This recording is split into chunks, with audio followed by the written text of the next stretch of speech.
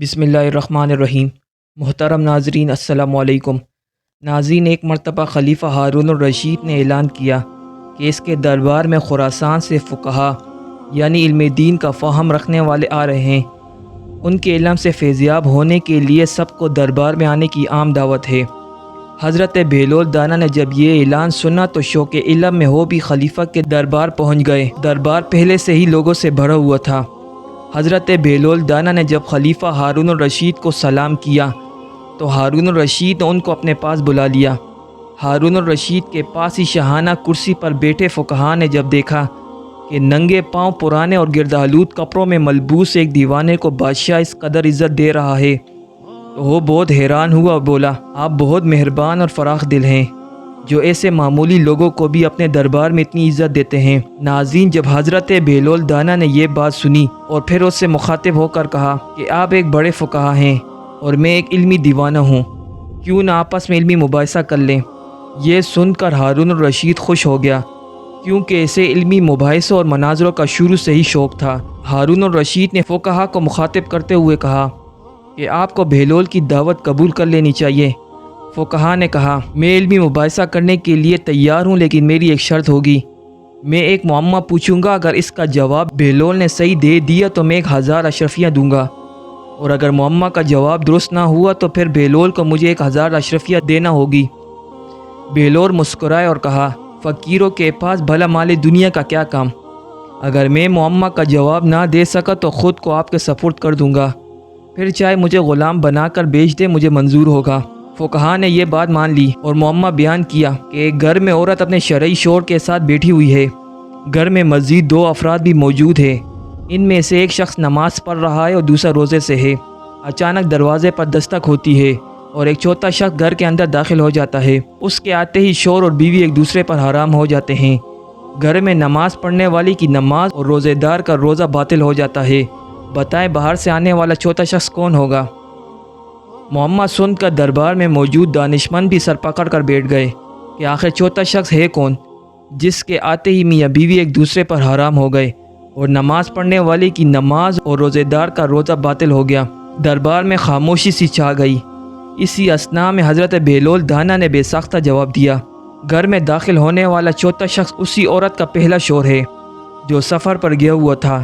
جب عورت کو اس کے انتقال کی خبر ملی تو اس نے کسی دوسرے مرد سے نکاح کر لیا جو اس کے پاس بیٹھا ہوا تھا، جبکہ دیگر 2 افراد کو ہدیہ دے کر عورت اپنے مرحوم شوہر کی قضا نمازیں اور روزے رکھوا رہی تھی۔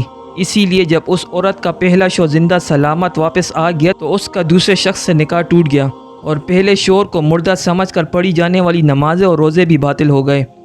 حضرت بہلول دانا کا جواب سن کر ہر کوئی اش اش کر اٹھا۔ ہارون الرشید نے بہلول کو شاباشی دی۔ فقہا نے شرط کے مطابق 1000 اشرفیاں بہلول کو دینا چاہیے تو آپ نے کہا کہ ہم فقیروں کو دنیا کے مال کی ضرورت نہیں، ان اشرفیوں کو مخلوق خدا میں بانٹ دیجیے۔ یہ سن کر فقہا بہت متاثر ہوا اور بولا کہ بہلول، تم نے مجھے احساس دلا دیا ہے کہ علم کی کوئی حد نہیں ہوتی اور کسی کی ظاہری حالت دیکھ کر اسے کم تر خیال نہیں کرنا چاہیے، اس لیے آپ بہلول دیوانہ نہیں بلکہ بہلول دانا ہیں۔ ناظرین، ہارون الرشید بہلول دانا کی باتوں سے ظرافت کے مزے لیا کرتے تھے۔ ایک مرتبہ حضرت بہلول دانا ہارون الرشید کے دربار پہنچے۔ ہارون الرشید نے ایک چھڑی اٹھا کر دی۔ مزاحاً کہا کہ بہلول، یہ چھڑی تمہیں دے رہا ہوں، جو شخص تمہیں اپنے سے زیادہ بیوقوف نظر آئے اسے دے دینا۔ حضرت بہلول دانا نے بڑی سنجیدگی کے ساتھ چھڑی لے کر رکھ لی اور واپس چلے آئے۔ بات آئی گئی ہو گئی، شاید ہارون الرشید بھی بھول گئے ہوں گے۔ کچھ عرصے کے بعد ہارون الرشید کو سخت بیماری لاحق ہو گئی، بچنے کی کوئی امید نہ تھی۔ حکیموں نے جواب دے دیا۔ حضرت بہلول دانا عیادت کے لیے پہنچے اور سلام کے بعد پوچھا، امیر المومنین کیا حال ہے؟ امیر المومنین نے کہا، حال پوچھتے ہو بہلول، بڑا لمبا سفر درپیش ہے۔ کہاں کا سفر؟ جواب دیا، آخرت کا۔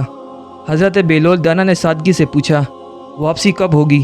جواب دیا، بہلول، تم بھی عجیب آدمی ہو، بھلا آخرت کے سفر سے بھی کوئی واپس ہوا ہے؟ حضرت بہلول دانا نے تعجب سے کہا، اچھا آپ واپس نہیں آئیں گے تو آپ نے کتنے حفاظتی دستے آگے روانہ کیے اور ساتھ ساتھ کون جائے گا؟ جواب دیا کہ آخرت کے سفر میں کوئی ساتھ نہیں جایا کرتا، خالی آج جا رہا ہوں۔ حضرت بہلول دانا بولے، اچھا اتنا لمبا سفر، کوئی معین و مددگار نہیں؟ پھر تو لیجیے۔ ہارون الرشید کی چھڑی بغل سے نکال کر کہا، یہ امانت واپس ہے، مجھے آپ کے سوا کوئی انسان اپنے سے زیادہ بیوقوف نہیں مل سکا۔ آپ جب کبھی چھوٹے سفر پر جاتے تھے تو ہفتوں پہلے اس کی تیاریاں ہوتی تھی، حفاظتی دستے آگے چلتے تھے، حشم و خدم کے ساتھ لشکر ہم رکاب ہوتے تھے۔ اتنے لمبے سفر میں جس میں واپسی بھی ناممکن ہے، آپ نے تیاری نہیں کی۔ ہارون الرشید نے یہ سنا تو رو پڑے اور کہا، بہلول ہم تجھے دیوانہ سمجھا کرتے تھے، مگر آج پتہ چلا کہ تمہارے جیسا کوئی فرزانہ نہیں۔ ناظرین، حضرت بہلول اپنی غیر معمولی ذہانت اور دانائی کے لیے مشہور ہیں۔ وہ اپنی فکر و تدبر کی عادت اور بہترین حصے مذاق کے ساتھ اپنے زمانے کے حالات اور معاشرے پر گہری نظر رکھتے تھے۔ ناظرین، ایک مرتبہ بغداد کے بڑے بازار میں ایک فقیر نان بائی کی دکان کے سامنے سے گزرا، جہاں انواع و اقسام کے کھانے بھی چولہے پر چڑھے ہوئے تھے جن سے بھاپ نکل رہی تھی۔ ان کھانوں کی خوشبو ان کی لذت اور ذائقے کا پتہ دے رہی تھی۔ فقیر کا دل للچایا تو اس نے اپنے تھیلے میں سے ایک سوکھی روٹی نکالی اور ایک دیگ کی بھاپ سے اسے نرم کر کے کھانے لگا۔ نان بھائی چپ چاپ یہ تماشا دیکھتا رہا۔ جب فقیر کی روٹی ختم ہو گئی اور ہو جانے لگا تو اس کا راستہ روک لیا اور پیسے مانگے۔ کون سے پیسے؟ فقیر نے بے بسی اور حیرت سے پوچھا۔ نان بھائی نے کہا کہ تو نے میرے کھانے کی بھاپ کے ساتھ روٹی کھائی ہے، اس کی قیمت مانگ رہا ہوں۔ وہاں بہلول دانا بھی موجود تھے اور یہ سب دیکھ رہے تھے۔ انہوں نے مداخلت کی اور نان بھائی سے کہا کہ کیا اس غریب آدمی نے تمہارا کھانا کھایا ہے جو پیسے ادا کرے؟ نان بھائی نے کہا، کھانا تو نہیں کھایا مگر میرے کھانے کی بھاپ سے فائدہ تو اٹھایا ہے، اسی کی قیمت مانگ رہا ہوں۔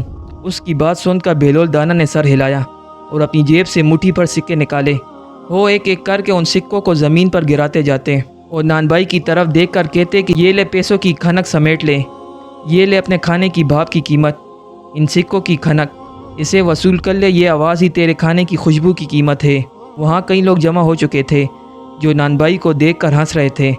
تب حضرت بہلول نے کہا کہ اگر تو اپنے کھانے کی بھاپ اور خوشبو بیچے گا تو اس کی یہی قیمت ادا کی جا سکتی ہے، اسے بھی قبول کرنا پڑے گا۔ ناظرین، بہلول سے ایسے درجنوں واقعات اور دانائی کی باتیں منسوب ہیں۔